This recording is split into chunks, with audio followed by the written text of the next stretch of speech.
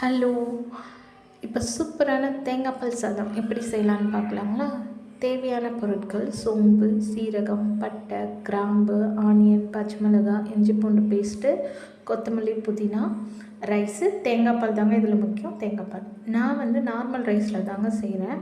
நீங்கள் பாஸ்மதி ரைஸில் கூட செஞ்சுக்கலாம். நார்மல் ரைஸுக்கு 1 கப் அரிசி எடுக்கிறீங்கன்னா 2 கப்பு தேங்காய் பால் எடுத்துக்கணும், சரிங்களா? இதுவே பாஸ்மதினா 1 கப்புக்கு 1.5 கப்பு நீங்கள் எடுத்துக்கலாம். நமக்கு தேவையான, நான் குக்கரில் செய்வேன், தேவையான அளவு எண்ணெய் ஊற்றிக்கோங்க.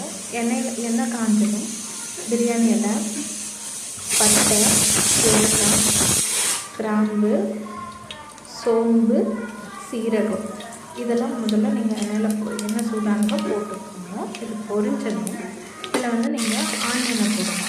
நான் 2 பெரிய சைஸ் வெங்காயம் எடுத்துருக்கேன். நமக்கு தேங்காய் பாலில் நம்ம ரொம்ப முக்கியமான நம்ம ஆனியனும் தேங்காய் பாலும் தான். நான் 2 பெரிய சைஸ் வெங்காயம் எடுத்துருக்கேன். வெங்காயம் சீக்கிரம் வதங்கணுன்றதுக்காக சால்ட் போட்டுக்கலாம். இப்போ நீங்கள் வெங்காயத்து கொஞ்சம் வதங்கணும். பச்சை மிளகாய் 4 எடுத்துக்கிட்டு 4 பச்சை மிளகாய் போட்டு வதக்கிட்டு நல்லா ஆனியன் நல்லா ப்ரௌன்ஸாக ஆனதுக்கப்புறம் இஞ்சி பூண்டு பேஸ்ட் போட்டு அதையும் நல்லா மிக்ஸ் பண்ணிவிடுங்க. அதில் பச்சை வாசனை போகிற வரைக்கும் நீங்கள் இஞ்சி பூண்டு பேஸ்ட் போட்டு வதக்கிக்கோங்க.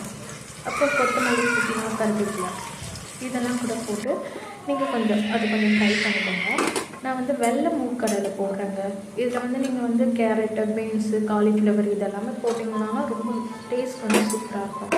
நான் இப்போ வெறும் வெள்ளை மூக்கடலை மட்டும்தான் போட்டுருக்கேன். மூக்கடலை நான் ஒரு 2 ஹவர்ஸ் சுடு தண்ணியில் ஊற வச்சு அது ஒரு 4 விசில் குக்கரில் விட்டு நான் எடுத்து வச்சுருந்தேன். அதை போட்டுட்டு அதுக்கப்புறம் அரிசியை போட்டு கலந்துட்டு அதுக்கப்புறம் தேங்காய் பால் நான் ஆல்ரெடி அளவாக எடுத்து வச்சுருந்தேன். அதை போட்டு மிக்ஸ் பண்ணிவிட்டு குக்கரில் ஒரு விசில் ஒரு 10 மினிட்ஸ் வச்சுட்டு 2 விசில் விட்டேன். நான் 2 விசில் எடுத்ததும் சூப்பரான தேங்காய் பால் சாதம் ரெடி. நீங்களும் ட்ரை பண்ண பாருங்கள். எப்படி இருந்துச்சுன்னா எனக்கு கமெண்டில் டைப் பண்ணுங்கள். தேங்க்யூ.